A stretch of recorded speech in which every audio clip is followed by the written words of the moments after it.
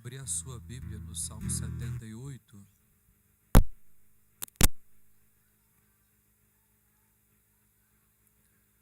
O irmão leu o salmo aqui para vocês, Salmo 78.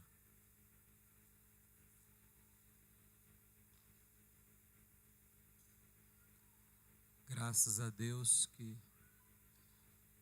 Deus nos deu a graça de estarmos mais uma vez na sua casa, né? Salmo 78, irmão.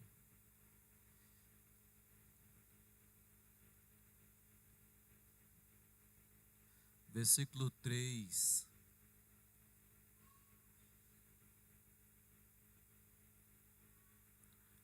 Lê comigo, irmão, esse versículo. Ele está aqui no telão aqui, ó. Facilita para você ler.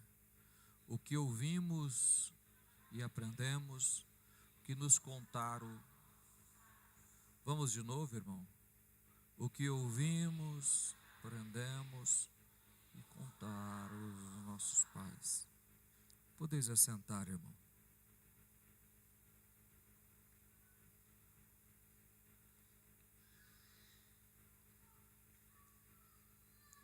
Eu gostaria que você permanecesse com a Bíblia aberta no texto.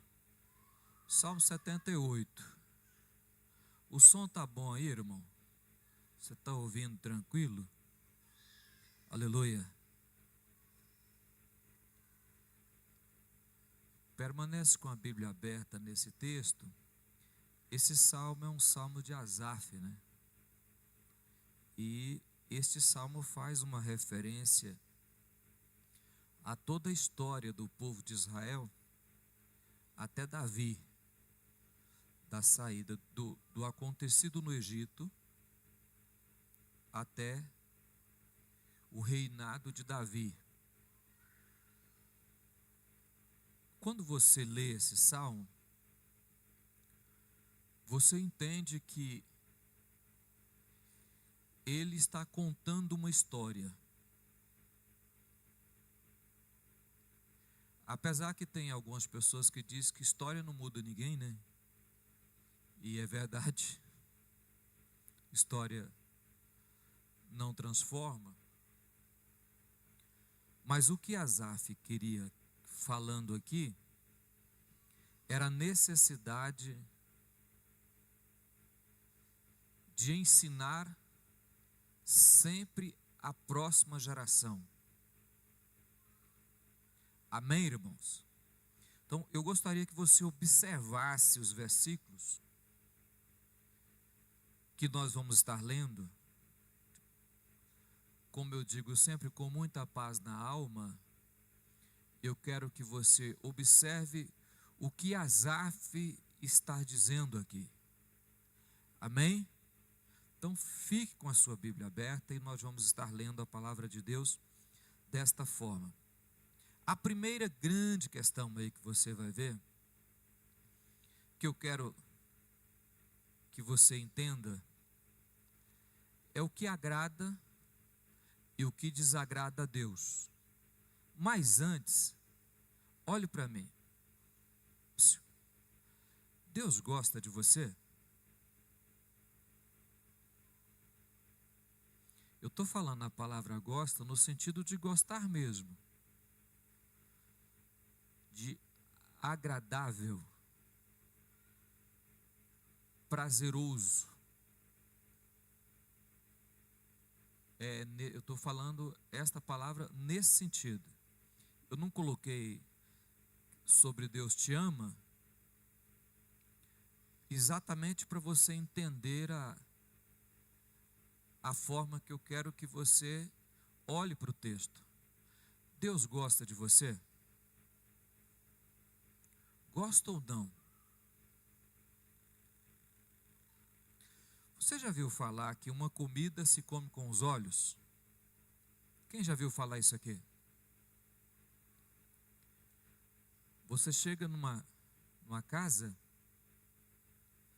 a mesa está posta, mas a comida está toda bagunçada, mexida. pode ser a mais temperada, a melhor comida. Mas dentro de você, você vai dizer assim: não está bonito. Não é isso que acontece? Você vai falar assim: não está bonito. Mas quando você coloca na boca, você percebe que é gostoso. É igual comer lula, né? Não é o presidente não, viu? Aquele negócio, quando você vê aqueles tentáculos ali, você fala: esse trem não presta. Mas tem gente que coloca na boca e fala: é bom. É gostoso. Olha para mim, irmão. Se Deus olhasse na sua casa, eu estou colocando "se" não porque Ele não olha. Eu estou colocando porque é condicional. Deus olha na sua casa. Ele gosta de você? Eu sei que Deus vê o coração, irmão. Mas eu sei que você só vê o exterior. Você acha que Deus gostaria da sua casa? Preste atenção aqui, irmão. No versículo 7 desse texto, versículo 7 do 78, o rapaz vai colocar ali, ó: para que pusessem em Deus a sua confiança e não me esquecessem dos feitos de Deus, mas lhe observasse os mandamentos. Asaf está dizendo assim: olha, é para contar a história de uma geração para outra geração, para que a próxima geração não esqueça os feitos de Deus e guarde os mandamentos. Asaf está dizendo assim: olha, conte para outra geração os feitos de Deus, para que eles não esqueçam,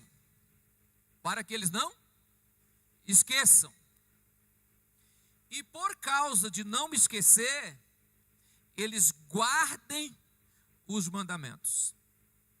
Amém, irmão? Mas nós estamos convivendo em uma geração que não lembra nem o que foi falado para ele ontem. Não é isso? Não é isso, irmão? Parece que você fala com a geração, eles estão ouvindo, eles estão escutando, mas não estão ouvindo. Estão escutando, mas não estão?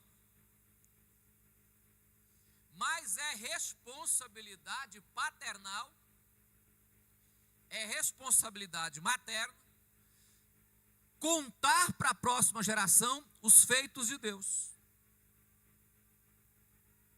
Entendeu até aí? Então vamos à frente. Versículo de número 8. Versículo de número 8. E que não fossem como seus pais, geração obstinada e rebelde, geração de coração inconstante, cujo espírito não.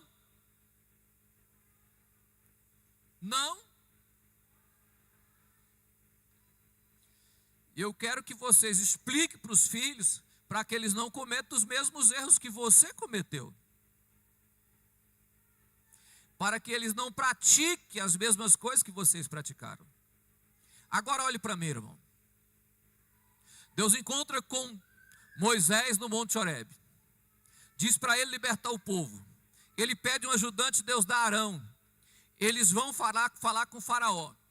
Quando eles falam com o faraó, Deus começa a operar milagres. Deus começa a fazer algo extraordinário. Deus começa a derrubar os deuses do Egito, peça por peça. Começa pragas e mais pragas e mais pragas, e vem praga das moscas, e vem praga das rãs, e vem saraiva, e Deus vai derrubando todos os deuses do Egito, até que chega nos primogênitos. Quem fez? Quem fez? Se eu contar isso para alguém, talvez a pessoa não entenda bem. mais um judeu sentado com seu filho, dizendo o seguinte: meu filho, quando acontecia a praga que atingia o Egito, não atingia os judeus. A praga que destruía o Egito não atingia os judeus, porque a mão do Senhor estava sobre o seu povo. É diferente, irmão. É fácil eu falar para qualquer um que Deus operou milagres. Agora, eu contar para o meu filho e dizer: olha, Deus olhou naquele dia para nós e não permitiu que acontecesse. Quando caiu Saraiva, destruiu as fazendas, as vacas do povo do Egito, mas dos judeus não. A terra era a mesma, a Saraiva caía sobre todos, mas dos judeus não. Era isso que ele estava pedindo para contar. Era só explicar para o filho que Deus é Deus. Que Deus é Deus. Mas é fácil falar isso. Mas ele continua contando a história. Versículo 10. Não guardaram a aliança de Deus, não quiseram andar na sua lei. Versículo 11. 11. Esqueceram das suas obras e das maravilhas que ele... Olha primeiro, irmão. Tem gente desse jeito, rapaz. Até pais de família que tem essa atitude. Deus operou maravilhas no Egito. Chegou no Mar Vermelho. Deus abriu o mar. O povo passou. Do outro lado o povo cantou, os egípcios morreram. Andaram alguns quilômetros. O povo começou a murmurar. O povo começou a esquecer daquilo que Deus tinha feito, irmão. O povo esqueceu do Deus que operou no Egito e abriu o Mar Vermelho. Sabe qual era a conversa do povo? Deus nos trouxe aqui e vai nos matar de fome. Olhe para mim, irmão. Olhe para mim aqui, irmão. É impossível dizer que serve a Ele e duvidar do que Ele pode fazer, irmão. Eu todos os dias entrar no templo e eu não acreditar que Ele pode fazer. Eu todos os dias dobrar o joelho e eu não acreditar que Ele pode fazer. Como que eles acabaram de ver Deus abrir o Mar Vermelho, protegeu no Egito, e agora no deserto ele estava dizendo: Deus não vai cuidar de nós, não tem o que comer aqui. Como que Deus vai preparar uma mesa no deserto? Água. Como que nós vamos beber água aqui? Pode Deus rachar uma rocha e dar água para nós? Ele estava falando de quem? Ele estava falando de Deus. Olha para mim aqui. Como você pode duvidar do que Deus pode fazer?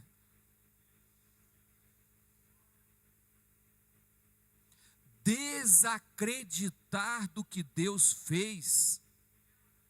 Não olhar e ver o que Deus está fazendo. Um Deus que matou os primogênitos e protegeu os primogênitos do povo hebreu. Esse mesmo Deus agora está no deserto. Irmão, eu estou olhando para uma tocha de fogo na frente. Estou vendo uma nuvem cobrindo o povo. Asaf estava contando essa história e dizendo: vocês não podem ser assim. Não há possibilidade de vocês ser dessa forma. Quer ver? Só para vocês verem. Versículo 19. Falaram contra? Falaram o quê? Contra quem? Olha para mim, irmão. Quantas vezes seu filho já falou contra Deus?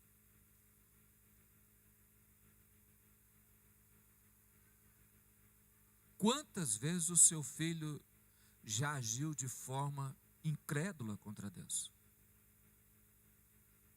Falaram contra Deus dizendo: pode acaso Deus preparar-nos uma mesa no deserto? Agora eu pergunto para você, Deus preparou? Deus preparou, irmão? Vocês querem comer carne? Então vocês vão comer carne. Vento do norte, vento do sul, sopra. Vocês querem carne? Então vocês vão comer carne. Já teve um menino que gritou sim aí. Olha para mim, irmão. Versículo 20, põe aí, meu filho. Com efeito, feriu ele a rocha, e dela manaram água, transbordaram caudais. Pode ele dar-nos pão também?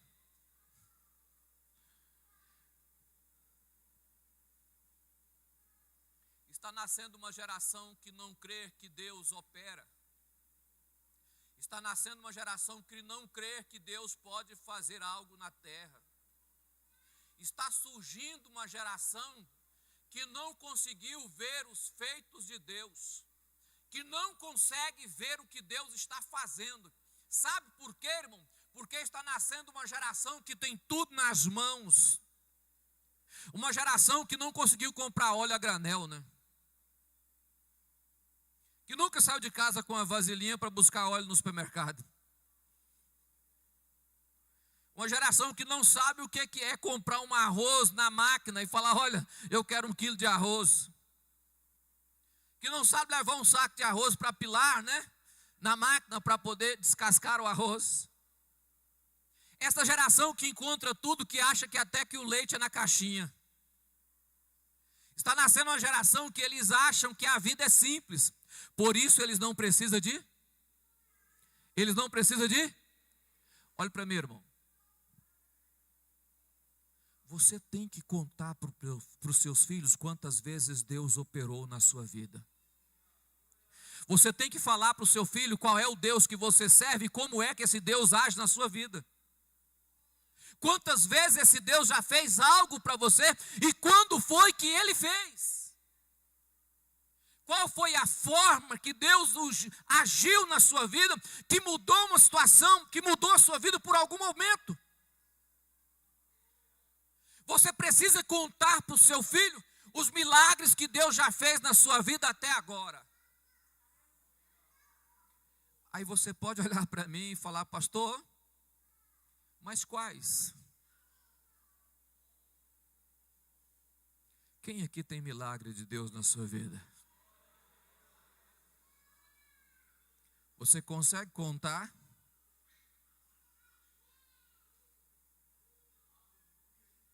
Você consegue sentar com o seu filho e explicar para ele qual é o seu Deus? Que Deus você serve? Esta geração do deserto morre no deserto. Nasce outra geração no deserto.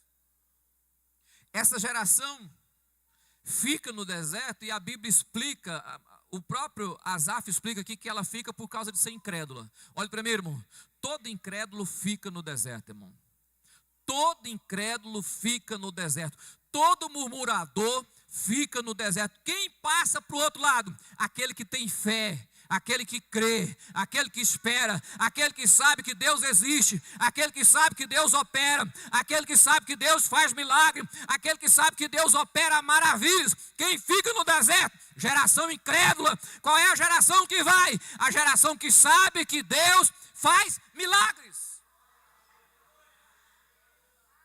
Levanta toda a geração. Entra na terra prometida. Aí você fala: mas essa geração não teve os feitos de Deus. Teve, irmão. Eles conquistou a terra. eles venceram os filisteus, os amorreus, os jebuseus, eles venceram eles na terra. Venceu como? Poder de Deus. Quando eles entram na terra que Josué morre, os anciões morrem, eles esquecem de Deus. Olhe para mim, irmão, nós temos tendência de esquecer do que Deus faz na nossa vida.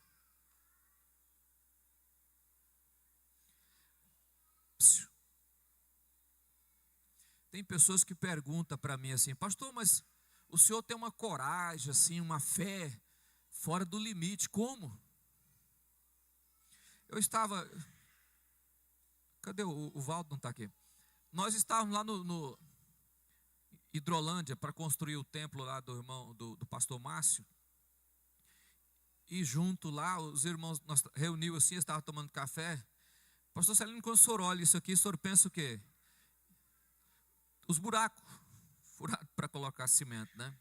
Mais de 40 sacos de cimento lá, e o trem estava consumindo, que era uma beleza. Quando o senhor olha isso aqui, o senhor pensa o quê? Eu falei, eu penso no tamanho do milagre que Deus vai fazer neste lugar. Mas o senhor está olhando só buraco, mas Deus vai fazer. Você quer ver como é que faz, irmão? Sai daqui e vai na igreja do Pastor Arão. Pastor Arão tem 30 membros, irmão. A maioria deles lá ganha menos de 2.000. 30 membros não vai entrar 3.000 reais lá de dízimo direito, 4.000. Mas ele está fazendo uma obra lá de 1 milhão. Como que ele está fazendo? Como que ele fez? Alguém me perguntou como que ele construiu. Falei, ele não. Ele não. Quem construiu? Irmão, para de viver achando que você faz, rapaz. Deixa de ser incrédulo. Sabe como que você conta para o seu filho? Fala, Deus fez, rapaz, Deus fez. Deus faz, Deus faz. Deus estava presente. E no momento que eu não vi Deus, eu vi os seus passos para trás.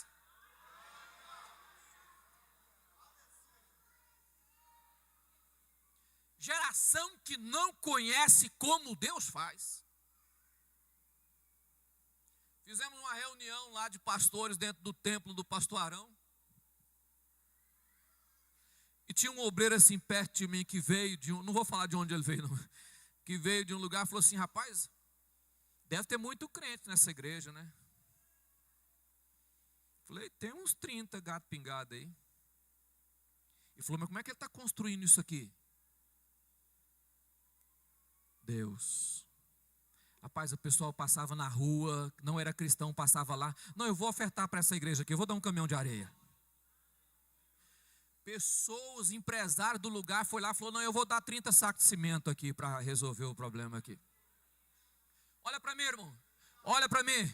Nós não andamos pelas nossas vistas, nós andamos pelo nosso Deus. Nós não cremos na nossa força do braço, nós cremos em Deus. Nós não cremos naquilo que vemos, nós cremos naquilo que nós não vemos. Nós ainda não vemos, mas já estamos crendo. Crendo como? Deus vai fazer em nome de Jesus. Isso é crer. Isso é contar para os filhos o que Deus faz. Como Ele faz? Não sei, irmão. Eu não vou te explicar aqui como Deus faz. Não sei. Agora, Deus faz. Posso eu? Versículo 42, meu filho, põe aí. 42. Não se lembraram do poder dele, nem do dia que resgatou dos adversários. Como que uma nação para no meio de tantos milagres e não consegue lembrar o que Deus faz?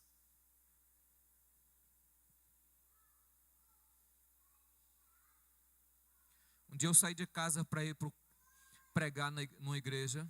Na igreja que eu dirigi, ela era fora da cidade, eu fui, mais a minha esposa. E eu fui pensando assim, rapaz, nós vamos lá e a hora que voltar, não tem nada em casa. Mas vamos lá, né? Pegamos uma bicicleta e nós fomos. Aí nós ficamos lá praticamente o dia todo. E eu já vim pensando o seguinte, falei, não tem nada em casa para fazer, né? Quando eu cheguei em casa, realmente ainda não tinha nada, mas eu abri a porta, cheguei na janela, alguém abriu a janela do interior, é que já viu falar em vitrô, irmão? Alguém abriu o vitrô e foi pegando as sacolinhas de negócio e colocando por dentro assim, para não deixar cair, irmão. Colocou carne, colocou arroz, colocou feijão, foi colocando. Quando eu cheguei na beira da janela da cozinha, estava tudo colocado por dentro no chão assim, eu olhei e pensei, Deus, o Senhor é soberano.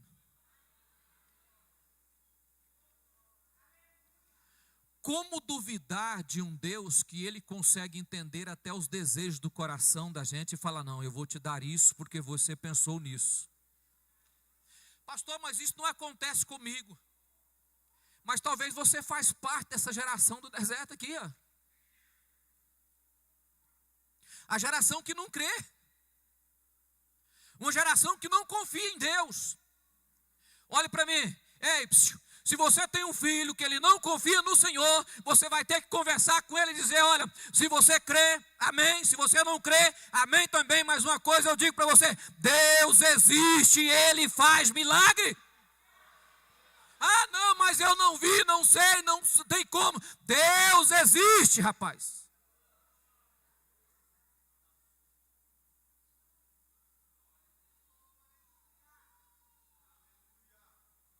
Conte para o seu filho o que Deus fez na sua vida.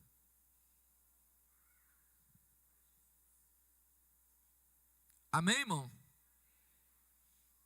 Versículo 54. Levou-os até a sua terra santa, até o monte da sua destra adquiriu. 55. Da presença deles expulsou as nações cuja região repartiu com eles por herança, e nas suas tendas fez habitar as tribos de Israel. 56. Assim, ainda assim tentaram o Deus Altíssimo, e a ele resistiram, e não guardaram os seus testemunhos. Deus plantou o povo em Israel, tirou as nações que estavam lá, mesmo assim,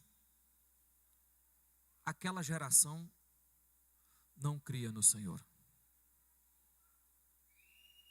Mesmo assim, aquele povo não creu em Deus. A sua casa é assim? A sua família é assim? Agora, o que eu quero com essa história, irmão? Ainda que nós somos injustos e agimos de forma injusta, Deus permanece justo e age de forma fiel. Se Deus prometeu a você, não depende da sua fidelidade para Ele cumprir na sua vida o que Ele prometeu. Se Deus falou, você não creu, mais cedo ou mais tarde você verá a glória de Deus brotar de onde você não espera e de onde você não vê. Muitas vezes Deus faz as coisas para dar um tapa na cara e dizer, é eu que estou fazendo, foi eu que fiz, sempre foi eu o tempo todo. Olha para mim, irmão, por que estou dizendo isso para você?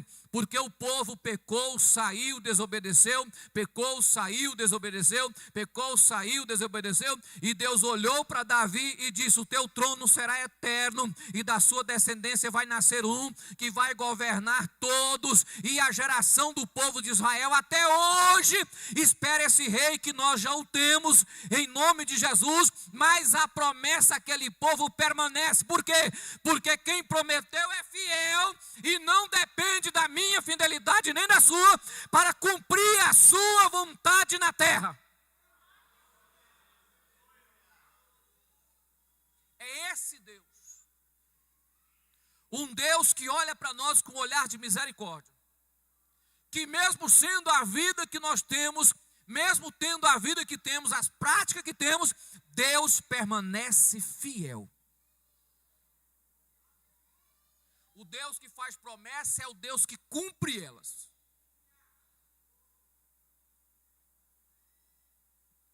Deus prometeu coisas para minha esposa, pastora Elizabeth, quando ela era criança. E cumpriu cumpriu depois que nós estamos velhos. O tempo não determina se Deus vai te abençoar. O que determina é a vontade de Deus. Mesmo que você está aqui, e o seu coração é tanto quanto incrédulo como este povo, na grande misericórdia de Deus há uma promessa para a sua vida. Quantos crê que Deus tem uma promessa para a sua família? Então você olha para a sua família, se estiver perto de você, e pensa o seguinte: ó Deus, mesmo que esse menino, essa menina seja tão infiel, eu sei que o Senhor vai fazer um milagre, uma obra tão extraordinária na vida dela, em nome de Jesus. Olhe para mim, irmão, mais que as pessoas possam olhar para a sua família e dizer: não dá nada, não dá nada, mas você é pai, você é mãe, e você tem o direito de olhar e diga: eu creio. Eu creio, você não crê, mas eu creio, em nome de Jesus. Olha para mim, irmãos. Quantas vezes destruíram o povo de Israel? Ficou destruído? Não. O povo de Israel é um milagre constante todo o tempo. O povo é rebelde? É, mas Deus tem uma promessa. E você não pode, como pai, olhar para os seus filhos, mesmo que eles não tenham a mesma fé, ou uma geração cega, mas você tem Deus na vida, tem Deus nas suas mãos. Você vai poder tocar na sua família e dizer: Deus vai fazer um milagre. Amém, irmão?